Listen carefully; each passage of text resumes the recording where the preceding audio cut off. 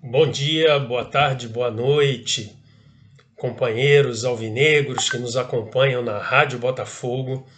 Estamos aqui mais uma vez, Fábio Rocha, o contador de história, né? Então a gente vai iniciar mais um episódio da nossa série Histórias Alvinegras, né?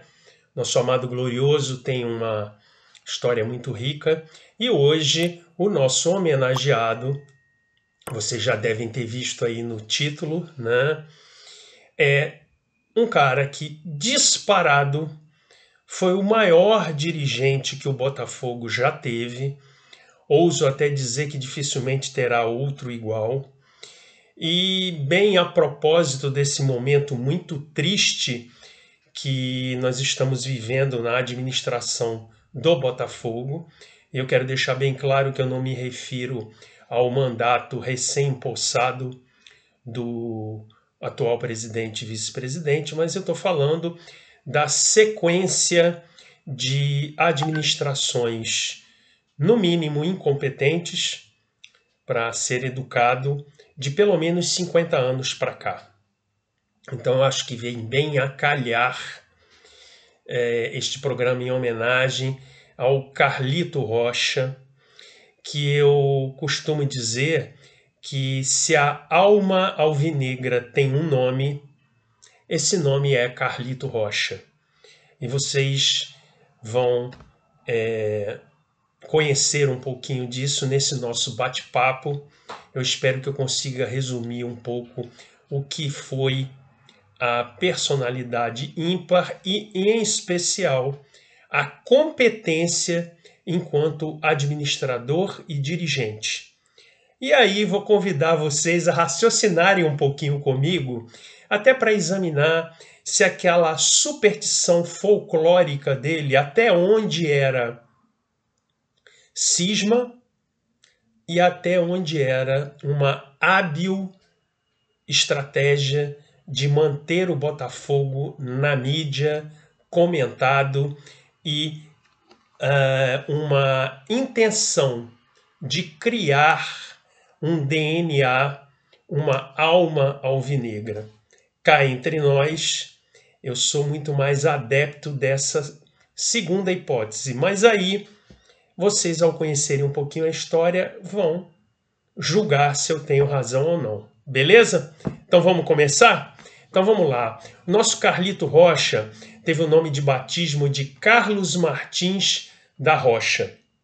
Ele nasceu no Rio de Janeiro em 1894 e, por incrível que pareça, eu pesquisei muito e não consegui descobrir a data de nascimento dele. Sei que ele nasceu em 1894, então você alvinegro que nos acompanha, se por acaso algum de vocês souber a data de nascimento, coloca aí nos comentários que aí eu vou conseguir saber, porque eu pesquisei e não consegui, tá? E ele faleceu em 12 de março de 1981, também no Rio de Janeiro. Ele tinha problemas cardiovasculares e renais, ok? Bem, antes da gente falar sobre a grande fama, a grande competência que o Carlito Rocha teve enquanto dirigente, a gente vai dar uma pincelada na biografia dele numa vamos dizer assim, de uma época vitoriosa, pessoal, para ele e para o Botafogo, que pouca gente conhece, tá? O Carlito Rocha, ele foi atleta, e um atleta extremamente dedicado e de alto nível, tá? Então, ele praticou remo pelo Guanabara e futebol pelo Botafogo. Ele se empenhava demais, sempre foi um cara muito passional, muito apaixonado, tá? Sempre se entregou de corpo e alma, e nós vamos ver mais adiante, isso foi durante a sua vida inteira. Então a grande paixão dele, clubística, que era o Botafogo, ele se dedicou de corpo e alma como atleta, como dirigente, e inclusive empenhou muitas economias dele para o prol e o crescimento do Botafogo, sem nunca pedir nada de volta, tá?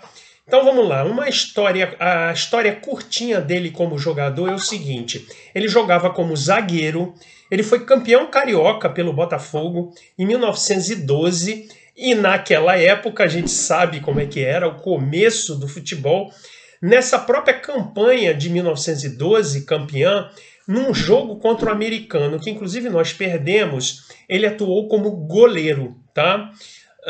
Ele, até onde a gente pôde pesquisar, ele anotou 4 gols pela nossa equipe, tá?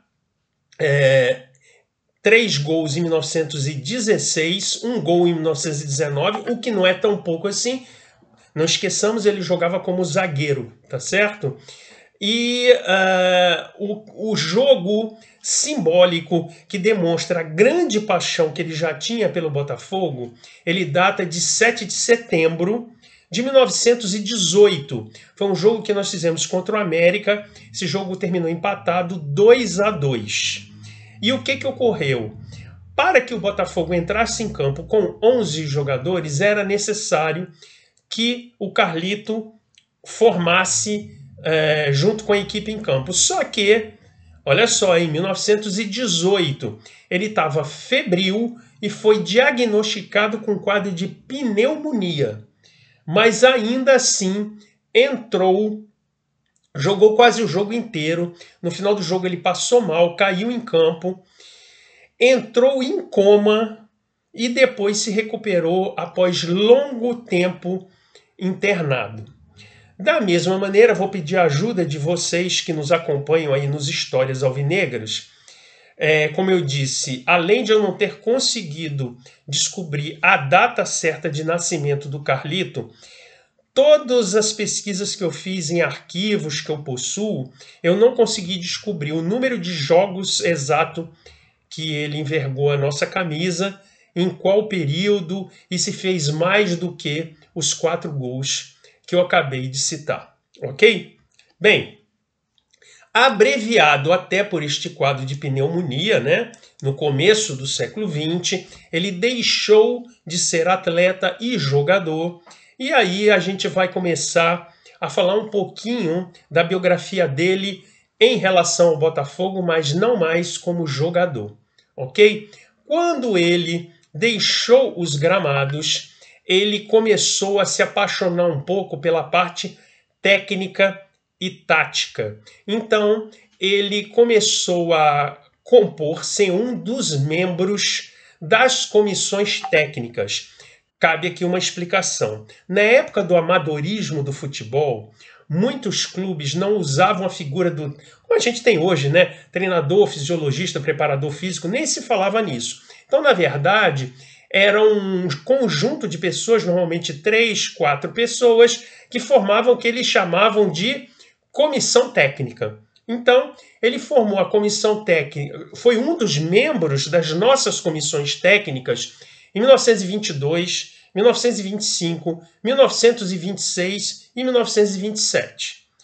Porém, já na época, no início da história do futebol profissional, o maior feito dele como técnico é que ele foi campeão como técnico em 1935, naquele nosso famoso esquadrão do começo dos anos 30, que nos deu aquele tetra, tá certo? E num período em que nós somos campeões 5 vezes em 6 anos. Ilustrando melhor, nós fomos campeões em 1930 e depois nós fomos campeões em sequência 32, 33, 34 e 35. Então, como em 35 já contei essa história em outro episódio do Histórias Alvinegras do Heleno de Freitas. Como 1935 foi o ano da unificação do Campeonato Carioca para a Liga Profissional, o Carlito, além de ter sido campeão como técnico, ainda ficou registrado na nossa história como o primeiro técnico campeão pelo Botafogo na época do profissionalismo. Ele permaneceu como técnico até 1939, ok? E aí depois ele começou a abraçar naturalmente uma carreira que ele seria muito mais brilhante do que como atleta ou como técnico, que foi a de dirigente, ok? E aí eu vou chamar atenção para alguns pontos importantíssimos da biografia do Carlito, que mostra competência como administrador, como dirigente e visão de futuro, ok? Então existem alguns registros na biografia dele. Por exemplo, em 1938, ele como dirigente inaugurou o estádio de General Severiano. E ao ser entrevistado pelas rádios, ao ser perguntado o que aquilo significava para ele, eu vou até ler que eu anotei aqui o que ficou registrado nas rádios, tá? Não esqueçam do palavreado um pouco rebuscado, a gente está falando de 1938. Então, ele falou a seguinte coisa para a rádio: contemplo o maior sonho da minha vida. Quero o Botafogo lutando sempre, progredindo como merece, pois ele representa no esporte do Brasil uma das suas mais belas afirmações. Como eu disse, ele foi um atleta competente, ele foi um técnico competente, mas o brilhantismo dele enquanto dirigente passou a ofuscar essa parte inicial da biografia dele, né? Então, vamos ver o seguinte. No começo dos anos 40, lembra que eu comentei que ele foi técnico até 39. No começo dos anos 40, ele foi para a Federação do Rio de Janeiro, tá certo? Ficou lá aprendendo as coisas do futebol, o que seria, e aí sempre queria voltar para o Botafogo, mas sem forçar nada. E a oportunidade que ele teve foi quando o nosso então presidente Adhemar Bebiano, que era titular do mandato da presidência entre 1948 e 1951, renunciou ao cargo, e aí o Carlito voltou para assumir o mandato que era então do Adhemar Bebiano, tá? E ali ele se notabilizou como um cara inteligente, brilhante, visionário e, como eu disse, na minha opinião e de muitos outros que estudam a biografia dele, ele construiu o nosso DNA, o que a gente chama da alma botafoguense. Então, Carlito Rocha e Clube Botafogo passaram a ter uma simbiose, uma mistura, quase como se fosse um organismo só. Então ele era, sim, supersticioso, dramático, passional, ao mesmo tempo competente, vitorioso, intenso, apaixonante, características muito claras do nosso clube, tá certo?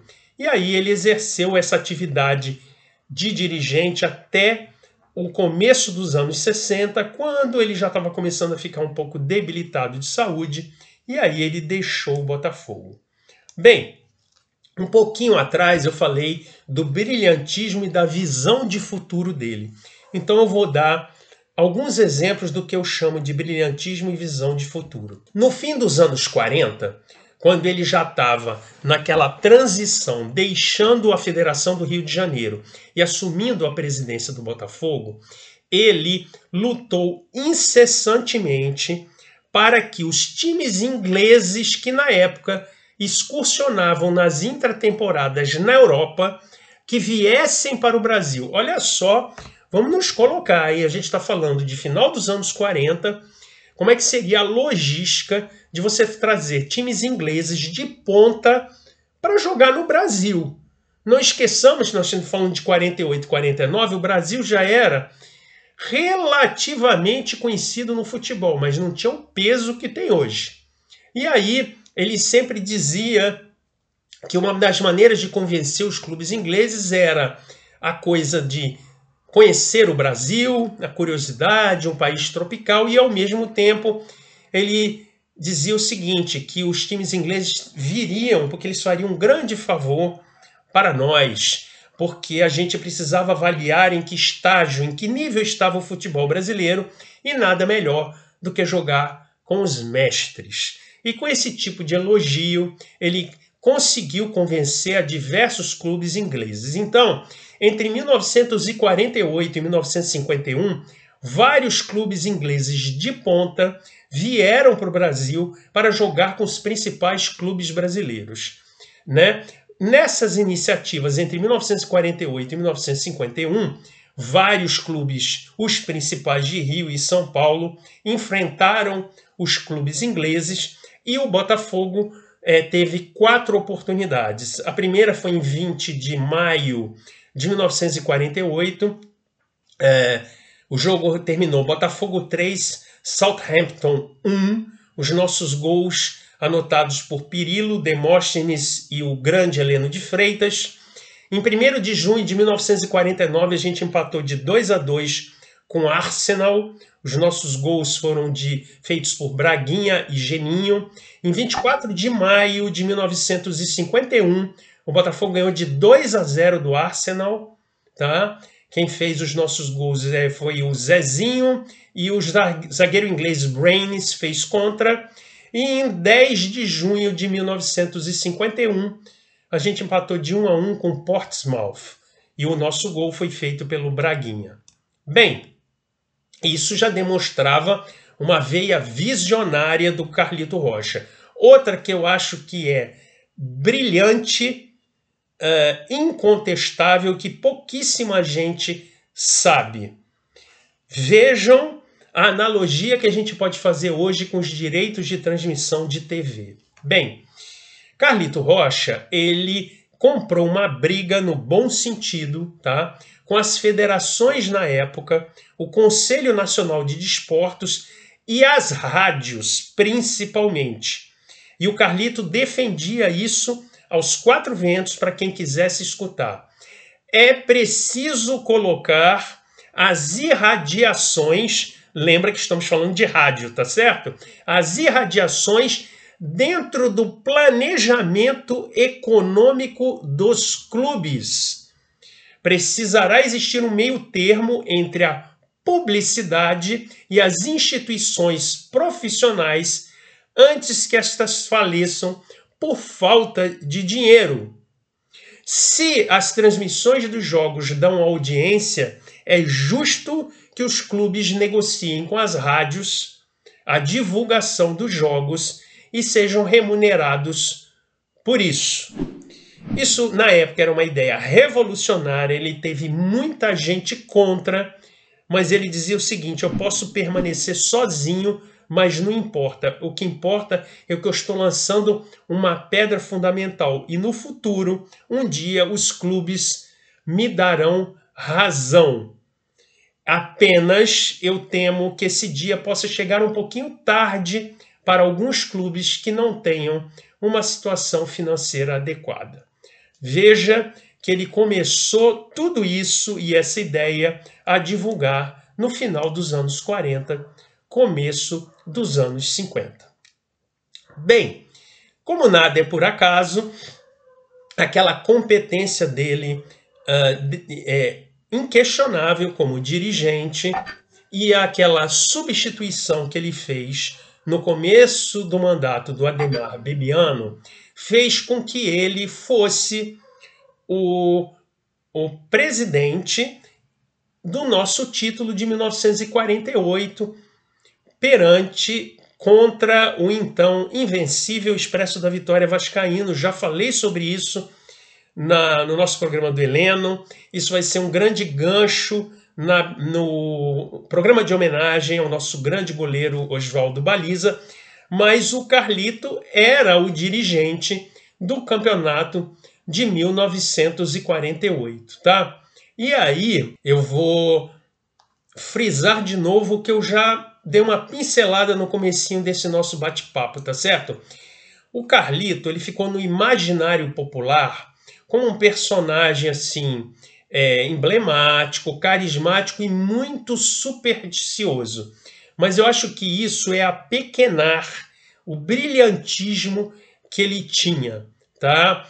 Ele, com raríssima competência, e agora eu estou falando dos nossos dirigentes de 50 anos para cá, com raríssima competência, ele transitava nas esferas administrativas e esportivas sem invadir áreas que eram de responsabilidade de terceiros, mas ele sabia de tudo que acontecia no dia a dia do clube e sempre defendia o Botafogo junto ao Rio de Janeiro e ao Brasil, e o Botafogo era muito grande. Eu ouso dizer que nenhum presidente conhecia ou vai conhecer no futuro cada jogador do nosso plantel como ele conhecia, e inclusive sabia dar-lhes confiança e motivá-los.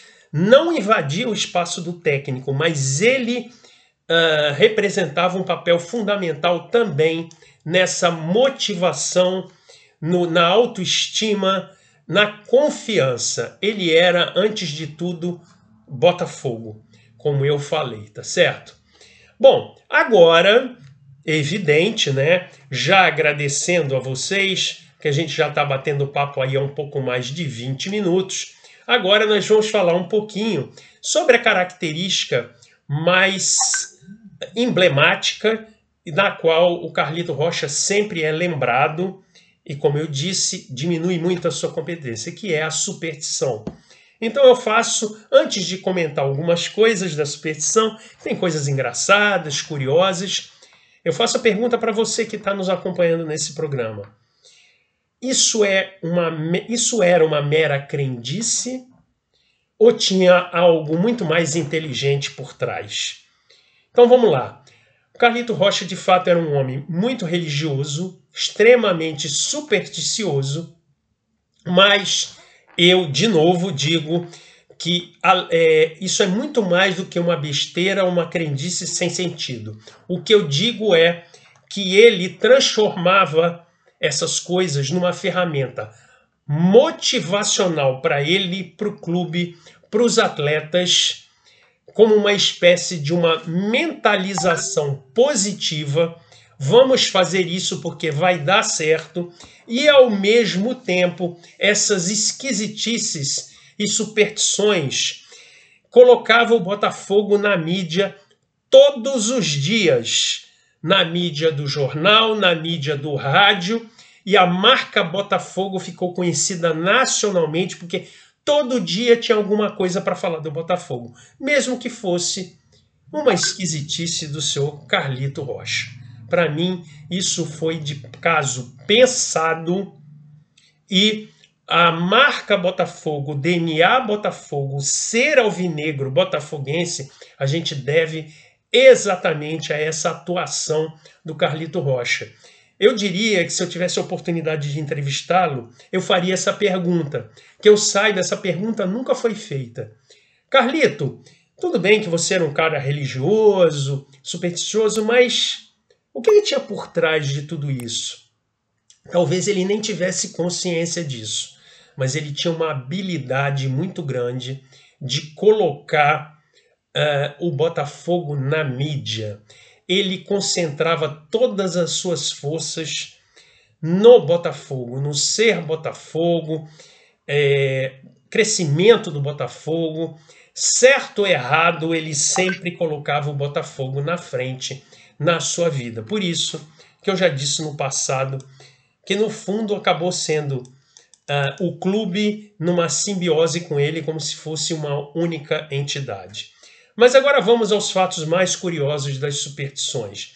Primeiro, obviamente, a gente não pode deixar de lembrar do Biriba, né? Biriba, o cachorrinho simpático, vira-lata ou sem raça definida, como todo mundo gosta de chamar. Ele foi achado na rua em 1946 pelo Macaé, tá? Nosso meio-campista, nome de batismo Jamir Soeiros, mas conhecido no futebol como Macaé, tá? E aí ele levou, ficou com pena, achou o cachorrinho na rua, levou o Biriba para o clube. E na mesma semana que ele levou para o clube, o Biriba, vamos dizer assim, estreou perto do nosso banco de reservas, tá certo? E esse é um jogo histórico, eu estou falando de 14 de setembro de 1946, o placar foi simplesmente Botafogo 10, Bom Sucesso 0. Braguinha marcou 3, Heleno de Freitas 2, Geninho 2, Isaltino 2 e Juvenal. Bem, estreia do Biriba no banco de reservas e a gente ganhando de 10-0 passou a ser um elemento que teria que ser escalado sempre. E aí agora eu vou perguntar a vocês, vocês acham que um cara inteligente como o Carlito não levava isso muito além da superstição e da crendice como uma ferramenta motivacional, um amuleto? Então, só para vocês terem uma ideia como isso foi extremamente hábil, o Biriba começou a se transformar num personagem obrigatório, famoso, a ponto, olha só como isso colocava a marca Botafogo nos jornais. Teve um jogo Botafogo e Vasco em São Januário, em que os dirigentes vascaínos proibiram a entrada do Biriba. O que o Carlito fez? Pegou o Biriba no colo. Eu nem sei se essa foto que vocês estão vendo agora refere-se a ele dando uma entrevista na rádio após esse evento, tá? Eu confesso, posso estar errado, tá? Ele botou o Biriba no colo e disse o seguinte: eu, como presidente do Botafogo, a federação me garante o livre acesso às praças esportivas dos nossos adversários quando nós vamos jogar. Biriba está no meu colo. Se ele está no meu colo, ele está comigo e ele vai entrar aonde eu vou entrar. E entrou. E vocês imaginem o que foi isso nas manchetes dos jornais no dia seguinte, né? Bem, o nosso Biriba morreu velhinho em 1958, no apartamento do Macaé, de novo, Botafogo na mídia. Saiu a notícia do óbito do Biriba no jornal O Globo, na edição de 11 de agosto de 1958. E eu anotei aqui, saiu o seguinte relato: Biriba morreu na residência do seu dono, na rua Raul Pompeia, em Copacabana, o zagueiro Macaé, que foi seu lançador como mascote no campeonato de 1948. Ora, e aí nós somos a cachorrada, né? Que inicialmente nos anos 70 as torcidas adversárias pensavam que nos incomodavam com isso e depois habilmente a gente adotou com maior orgulho esse apelido. Então, o Biriba foi o responsável por nós sermos a cachorrada, tá certo? Bem, um outro evento engraçado e famoso na biografia do Carlito é a famosa história das cortinas da sede de General Severiano, que provavelmente você já deve ter ouvido falar, que é o seguinte, que o Carlito Rocha ele tinha o hábito de amarrar as cortinas da sede em dias de jogos do Botafogo. Ele dizia que aquilo era para dificultar e amarrar o jogo do adversário, tá certo? Um dia, o Botafogo estava jogando com Madureira, estava 0-0, o primeiro tempo terminou, a bola não entrava de jeito nenhum, o Botafogo estava jogando mal, o Carlito não sabia o que fazia, e aí ele foi correndo à sede, né, e viu que as cortinas não estavam amarradas. Por quê? Porque havia havido uma faxina naquele dia no Salão Nobre e as cortinas estavam desamarradas. O que aconteceu? Ele mandou amarrar as cortinas, voltou e avisou ao técnico e aos jogadores: olha só, vai dar tudo certo agora. Tinha um problema lá das cortinas. Coincidência ou não, o Botafogo ganhou, fez 6 gols no segundo tempo e ganhou de 6-0 do Madureira. É óbvio, né, gente? Vamos ser francos. Não existe uma coisa sobrenatural das cortinas. Mas o que eu quero chamar a atenção para vocês é da habilidade de transformar uma coisa fortuita numa ferramenta motivacional. Olha só, ele estava lidando com jogadores de futebol de origem humilde nos anos 40. Ele tinha a pompa e o respeito de um cara, presidente do clube, que se trajava muito bem, um cara culto. Então, vamos tentar entender um pouco essa situação, tá certo? E aí fala-se também que existe uma outra coisa associada às cortinas num jogo no campeonato de 48, que fomos campeões, que o Botafogo estava jogando com Laria, estava terminando o primeiro tempo e estávamos perdendo de 3-1. E aí ele pediu para o ajudante dele, o Aloísio, que a gente vai falar um pouquinho mais adiante, que fosse a General Severiano. Aloísio, alguém desamarrou as cortinas. Veja bem, não sei se elas estavam amarradas ou desamarradas. O Aloísio pegou um táxi, foi à sede, voltou para a Rua Bariri e disse o seguinte: não, as cortinas estavam realmente desamarradas e agora eu amarrei. E aí ele virou para o técnico e disse assim: ó, tá vendo? Olha só, gente, acabou, agora nosso adversário vai ficar amarrado. E o jogo terminou 4-3, Botafogo. Evidente, tem competência, tem tudo, tem nível do time, mas, de novo, é aquela ferramenta, aquele gancho motivacional, tá certo? Tem uma história engraçada também do Dolabella, né? O Dolabella era um amigo que ele dizia que era muito azarado e, segundo ele, tinham histórias inacreditáveis. Não só para jogadores do Botafogo, como para adversários, tá? Diziam, né? Veja bem, a gente tem que ver até que ponto isso é folclore ou até que ponto isso era verdade ou que era habilmente utilizado como, de novo, ferramenta motivacional, meio que sobrenatural, mas que afeta o mental, tá certo? Aí dizia-se o seguinte, que um belo dia, num jogo Botafogo e Vasco da Gama, e naquela época a proximidade que os torcedores, em especial aqueles que estavam junto com a diretoria, eles tinham acesso fácil aos jogadores. E aí, num jogo Botafogo e Vasco, o Dolabella chegou, falou com o Barbosa e soltou uma piada, cumprimentou ele, bateu no ombro do Barbosa e disse assim: vê lá, hein, vê se não vai fechar o gol hoje contra a gente. E aí o Barbosa, em 5 minutos de jogo, ele fraturou a perna, né?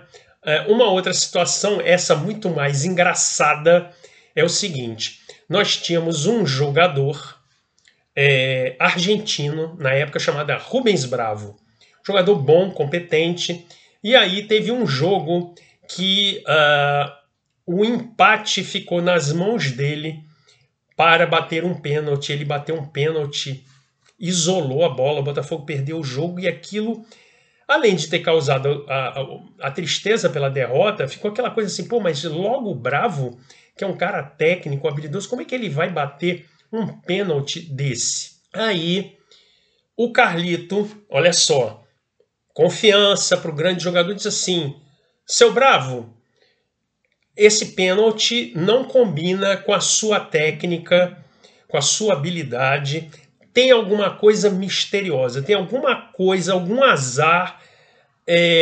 Conta para mim tudo o que aconteceu antes de você entrar em campo no dia do jogo. Aí o argentino estranhou, mas começou a contar: não, eu acordei na concentração, tomei meu café da manhã, aí contou até a roupa que ele vestiu, aí palavras do argentino, né? Um cabaleiro meio gordito me levou ao estádio.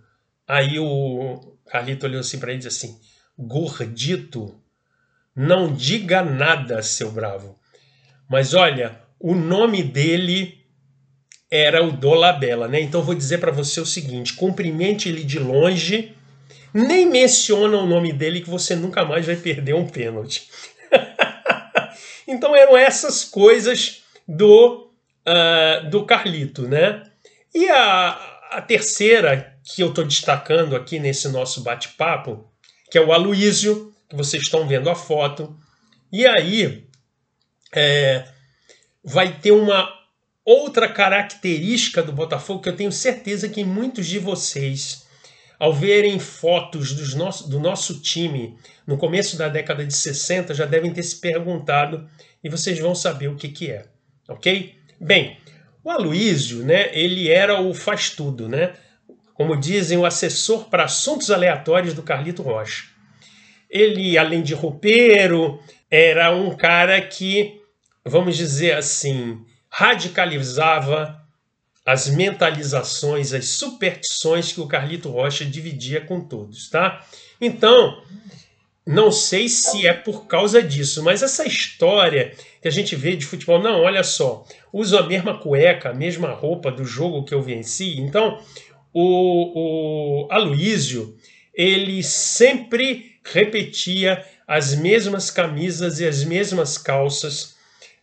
Ao arrumar os uniformes dos jogadores antes do jogo, botava todos rigorosamente na mesma posição para dar sorte, principalmente se tínhamos ganho o jogo anterior, tá certo? E era um cara, além de tudo, também botafoguense, muito fiel ao Carlito Rocha.